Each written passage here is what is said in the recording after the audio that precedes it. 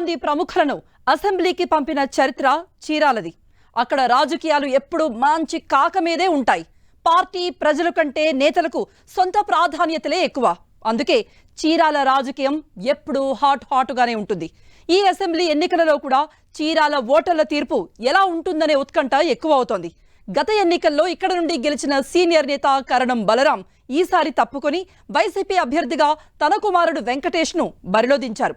ఇక టీడీపీ కూడా బీసీ అస్త్రాన్ని సంధించి అధికార పార్టీని దెబ్బతీయాలని చూస్తోంది. ఈ రెండు పార్టీల మధ్య మాజీ ఎమ్మెల్యే ఆమంచి కృష్ణమోహన్ పాత్ర ఏంటనేదే ఆసక్తి రేపుతోంది.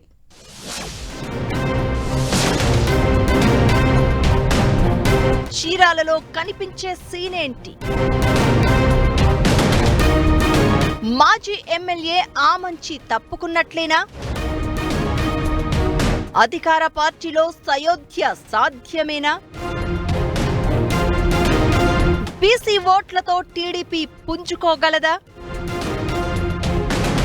చీరాల హాట్ రాజకీయాలకు పేరు మోసిన నియోజకవర్గం. మాజీ గవర్నర్, మాజీ ముఖ్యమంత్రి రోషయ్య ఈ నియోజకవర్గం నుంచే ప్రాతినిధ్యం వహించారు.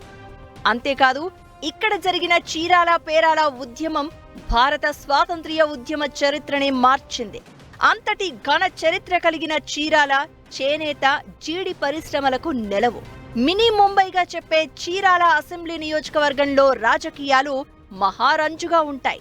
బీసీలు ఎక్కువగా ఉండే ఈ నియోజకవర్గంలో సీనియర్ నేత కరణం బలరాంకు గట్టి పట్టుంది. అందుకే గత ఎన్నికల్లో రాష్ట్ర వ్యాప్తంగా ఫ్యాన్ సునామీ సృష్టించిన ఆ తుఫాన్ను తట్టుకుని విజయం సాధించారు బలరాం. అయితే ఆ తర్వాత జరిగిన రాజకీయ పరిణామాలతో బలరాం వైసీపీ పంచన చేరారు. ఈ ఎన్నికల్లో ఆయన కుమారుడు వెంకటేష్ కు టికెట్ ఇచ్చింది అధికార పార్టీ. రాజకీయాల్లో ఆరితేరిన బలరాం వైసీపీలో చేరినప్పటి నుంచి అంతర్గత పోరుతో ఉక్కపోత ఎదుర్కొంటున్నారు. గత ఎన్నికల్లో బలరాంపై ఓడిన మాజీ ఎమ్మెల్యే ఆమంచి కృష్ణమోహన్ అడుగడుగునా బలరాం ఆధిపత్యానికి సవాలు విసురుతున్నారు. ఈ గ్రూప్ వార్ను అరికట్టేందుకు ఆమంచిని పక్కనే ఉన్న పరుచూరు ఇన్ఛార్జిగా పంపినా ఆయన చీరాలపైనే మోజు చూపడంతో నియోజకవర్గ రాజకీయం రంజుగా మారింది. కృష్ణమోహన్ వ్యతిరేకిస్తున్న వెంకటేష్ అధికార పార్టీ అభ్యర్థిగా నిలవడంతో ఆయన ఎంతవరకు సహకరిస్తారనేది ప్రశ్నార్థకంగా మారింది. ఇదే సమయంలో వైసీపీ మహిళా నేత పోతుల సునీత మద్దతుపైన అనుమానాలు వ్యక్తమవుతున్నాయి. చీరాలలో ఆమంచి, కరణం వర్గాలకు సొంత ఓట్ బ్యాంక్ ఉంది. ఈ ఇద్దరూ కలిస్తే విజయం పక్కా అనే విశ్లేషణలు ఉన్నాయి. కానీ ఈ రెండు వర్గాలు కలిసి పనిచేసే పరిస్థితి కనిపించడం లేదు. గతంలో సొంతంగా పార్టీ పెట్టుకుని చీరాలలో గెలిచిన మాజీ ఎమ్మెల్యే కృష్ణమోహన్ ఈసారి ఆ స్థాయిలో ప్రభావం చూపుతారా అనే సందేహాలు ఉన్నాయి. వాస్తవానికి ఆమంచికి చీరాలలో దాదాపు 30,000 ఓట్ బ్యాంకు ఉన్నట్లు చెబుతున్నారు. బలమైన సామాజిక, ఆర్థిక నేపథ్యంతో చీరాలలో తిరుగులేని నేతగా ఎదిగారు ఆమంచి. అయితే వైసీపీలో ఆయనకు టికెట్ దక్కే పరిస్థితి లేకపోవడంతో ఆమంచి కృష్ణమోహన్ సోదరుడు సోములు జనసేనలో చేరారు. ఈ ఎన్నికల్లో ఆయన పోటీ చేస్తారని అనుకున్నా పొత్తుల్లో భాగంగా సోములకు టికెట్ దక్కలేదు. దీంతో ఆమంచి రాజకీయంగా ఎలాంటి స్టెప్ తీసుకుంటారనేది ఆసక్తికరంగా మారింది.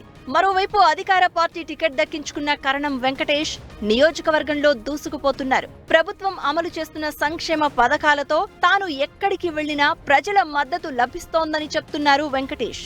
తన తండ్రి రాజకీయ నేపథ్యం, 5 ఏళ్లుగా తాను కూడా ప్రజల్లో ఉండడంతో వచ్చే ఎన్నికల్లో గెలుపు పక్కా అనే ధీమా వ్యక్తం చేస్తున్నారు వెంకటేష్. పార్టీలో అంతర్గతంగా ఎదురవుతున్న సవాళ్లను లెక్క చేయకుండా తన పని తాను చేసుకుపోతున్నారు వెంకటేష్. ముఖ్యంగా జగన్ గారు పథకాల గురించి ఏ విధంగా అయితే ప్రజల్లోకి తీసుకెళ్తున్నారో ప్రతి ఒక్క మహిళమ్మ తల్లులు కూడా వాళ్ళు మేము వెళ్ళినప్పుడు వాళ్ళు దాని మీద రియాక్షన్ ఉంది కూడా పాజిటివ్గా. వాళ్ళు చాలా సంతోషపడుతున్నారు. మళ్ళీ మా పథకాలన్నీ కూడా రావాలంటే జగన్మోహన్ రెడ్డి గారు ముఖ్యమంత్రి అవ్వాలని చెప్పి వారు భీష్మించి కూర్చుంటున్నారు. ఇక టీడీపీ అభ్యర్థిగా ఎంఎం కొండయ్యను బరిలోకి దింపింది. పెద్దగా రాజకీయ అనుభవం లేకపోయినా క్యాడర్ మద్దతుతో దూసుకుపోతున్నారు కొండయ్య. బీసీ సామాజిక వర్గానికి చెందిన ఆయన అభ్యర్థిత్వాన్ని వ్యూహాత్మకంగా ఖరారు చేసింది టీడీపీ. చీరాల నియోజకవర్గంలో బీసీలు ఎక్కువ. బీసీల్లో పద్మశాలీలు, దేవాంగులు, తర్వాత యాదవ సామాజిక వర్గం ఓట్లే ఎక్కువ. దీంతో కొండయ్యకు అవకాశం ఇవ్వడం ద్వారా బీసీల ఓట్లపై గురిపెట్టింది టీడీపీ. ఇదే సమయంలో అధికార పార్టీలోని గ్రూప్ వార్ తమ పార్టీకి లాభం చేస్తుందని భావిస్తున్నారు పసుపు దళం నేతలు. ఇక గత 5 ఏళ్లలో ఎలాంటి అభివృద్ధి జరగలేదని చెబుతున్న కొండయ్య తాను గెలిస్తే చీరాల అభివృద్ధికి పాటు పడతాను అని చెబుతున్నారు.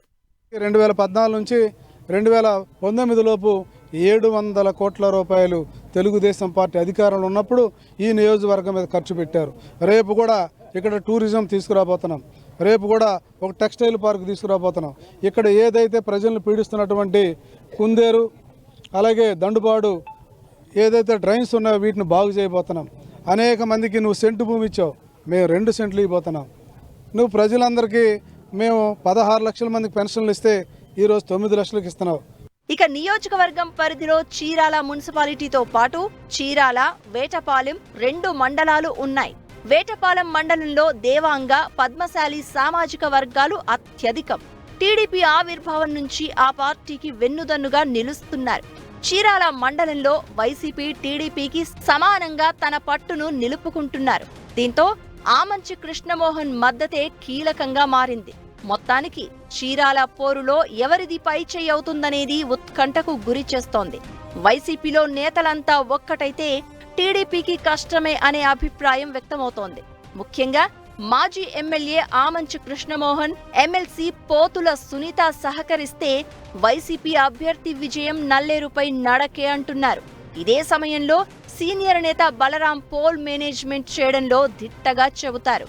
ఆయన వ్యూహాలను అరికట్టడమే టీడీపీకి పెద్ద సవాల్. ప్రస్తుతం బీసీల మద్దతుతో పాటు మాజీ మంత్రి పాలేటి రామారావు మద్దతుతో టీడీపీ అభ్యర్థి కొండయ్య జోరు చూపిస్తున్నారు. అటు కరణం, ఇటు కొండయ్య మధ్యలో ఆమంచి అన్నట్లు సాగుతున్న రాజకీయంలో ఎలాంటి ట్విస్టులు ఉంటాయనేది గెలుపోటంలను శాసిస్తున్నట్లు చెబుతున్నారు.